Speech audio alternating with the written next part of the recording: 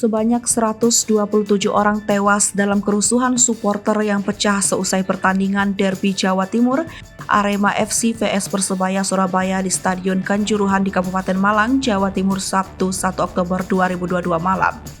Niko mengatakan ada 34 orang yang meninggal dunia di stadion dan yang lainnya meninggal dunia di rumah sakit. Selain itu, polisi mencatat ada sekitar 180 orang yang tengah dirawat di rumah sakit. Sebelumnya diberitakan kerusuhan supporter pecah dalam laga yang digelar dalam rangkaian laga pekan ke-11 Liga 1 2022-2023 ini. Dugaan sementara, para korban terinjak-injak supporter lain, serta sesak nafas akibat semprotan gas air mata jajaran keamanan.